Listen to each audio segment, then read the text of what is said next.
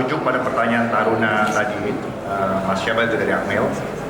Saran saya adalah siapkan diri kalian sebagai war fighter masa depan dengan kemampuan melakukan operasi gabungan bukan hanya inter service ya, tapi juga inter institution dan juga intergovernmental dan juga multilateral. Kalian siapkan diri kalian dalam konteks itu mampu untuk joint operations, inter institutions, intergovernmental dan multinasional. Tinggal nanti menunggu konstitusi, kebijakan dan strategi presiden dan keputusan negara di mana kalian mau di-deploy, mau di-employ. Itu ya. Dan yang kedua terkait dengan bonus demografi ya. Menurut saya yang pertama harus dilakukan oleh pemerintah saat ini memberi keteladanan baik pemerintah dan juga generasi baby boomers yang masih banyak duduk sebagai elit politik. Karena Gen Z ini mereka tidak perlu diomongin banyak. Mereka bisa melihat dan mempelajari sendiri. Mereka tahu mereka dibohongi atau tidak. Kasih keteladanan, betul apa enggak? Oke. Yang berikutnya, investasi karakter. Siapkan sebagai warga negara yang global class, mengerti jati diri bangsanya, dan standar moralnya harus tinggi. Karena dunia ke depan akan menjadi dunia semakin posmo, relatif. Kalau pemimpinnya tidak punya pakem kebenaran, itu akan terhilang, terombang-ambing. Yang ketiga adalah, yang pasti adalah investasi intelektual. Dan memang karena ada 3 megatrends di dunia ke depan yang akan mengubah sivilisasi. Yang pertama demografi, yang 2080 akan lebih banyak orang meninggal daripada orang lahir karena fertility rate itu turun sekarang. Yang kedua adalah 2080 saya bicara ya. Yang kedua adalah teknologi. Yang ketiga adalah masalah energi. Jadi ada reskilling, banyak skill-skill yang kalian harus pelajari, ya, skill-skill baru. Tadi Profesor Dadan udah kasih contoh keteladanan itu. Yang berikutnya adalah saya mau bicara mengenai pendekatan konstruktivis. Kalau realis mengatakan masa depan negara itu ditentukan oleh Trigatranya gitu, yang udah given dari Tuhan. Tapi kalau konstruktivis mengatakan apa? Ada tahu nggak? Negara dan masa depan negara itu adalah apa yang kalian sedang pikirkan dan yakinkan. Kalau liberalis mengatakan masa depan negara itu tergantung peran atas sosial dan bagaimana hukum ditegakkan. Tapi kalau konstruktivis, what you believe, it's what's going to be. Nah, itu harus punya the strong mind and the strong spirit, excellent mind and excellent spirit. Itu pesan saya.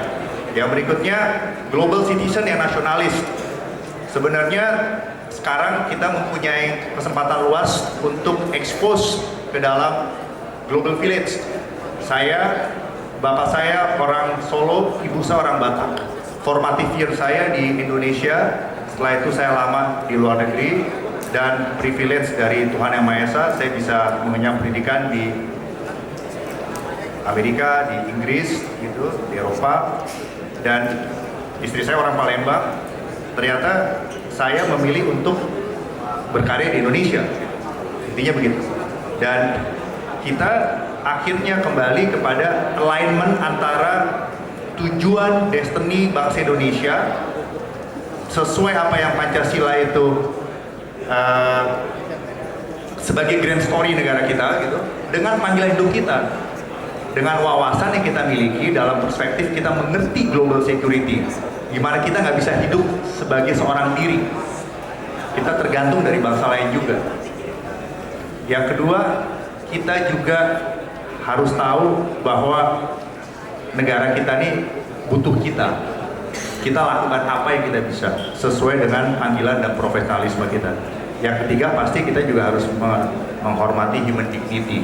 Itu kalau personal values yang saya yakini, dan itu masih sesuai Pancasila. Yang berikutnya saya mengingatkan mengenai Clausewitz Trinity, di mana Clausewitz mengatakan bahwa kekuatan itu ada di militer, angkatan bersenjata, di rakyat, dan di government. Nah, di era sekarang irregular competitions yang disasar itu adalah populasinya dan governmentnya. Militernya di bypass, nggak perlu menaklukkan militer, cuman membuat militer menjadi little bit powerless untuk berbuat banyak karena populasi dan governmentnya sudah dikuasai. Itu yang kalian harus aware.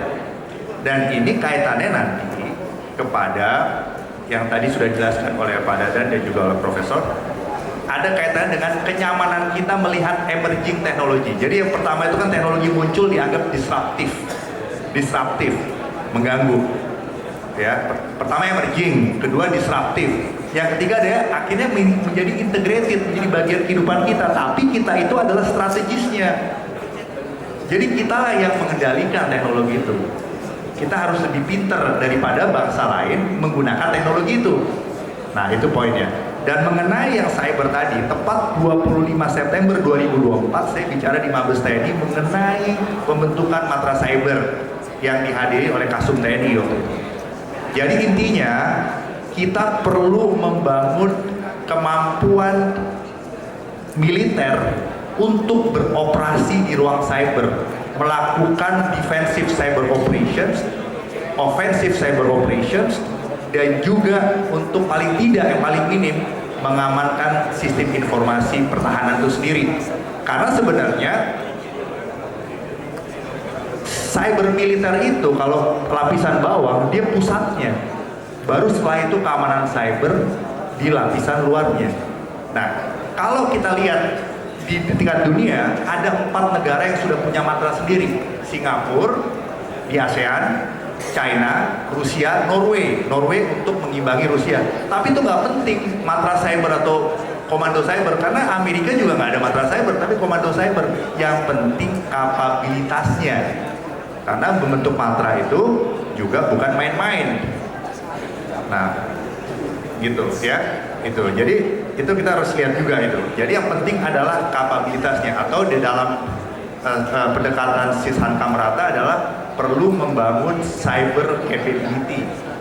Bagaimana kita bisa mempengaruhi kondisi strategis melalui ruang cyber. Intinya itu.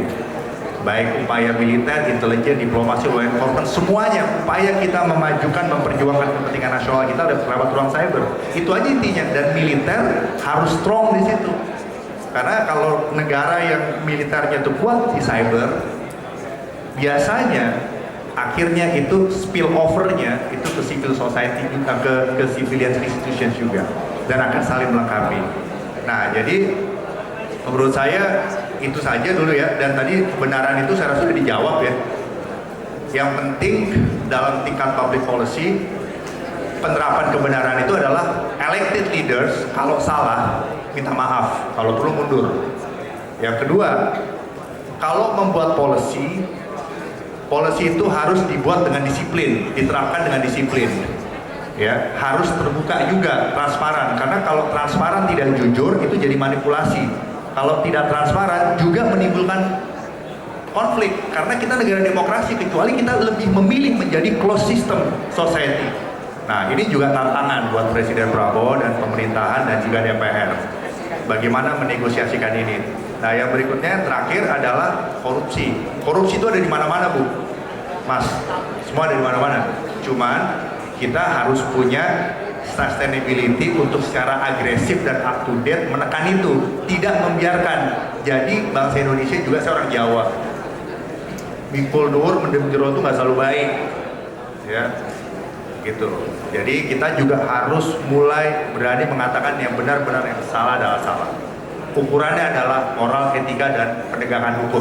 Oleh karena itu, di era damai, law enforcement, di sini ada taruna-taruni polisi, dan institusi demokrasi itu sangat penting karena itu garda yang paling gampang untuk diterobos, termasuk dengan membeli dengan economic power. Militernya di bypass. Itu aja dari saya.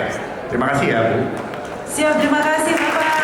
Luar biasa, semakin siang semakin banyak ide yang kemudian keluar dan bisa kita tangkap. Saya akan membacakan dulu salah satu penanya dari Zoom, kemudian saya minta hadiri juga yang mahasiswa dong.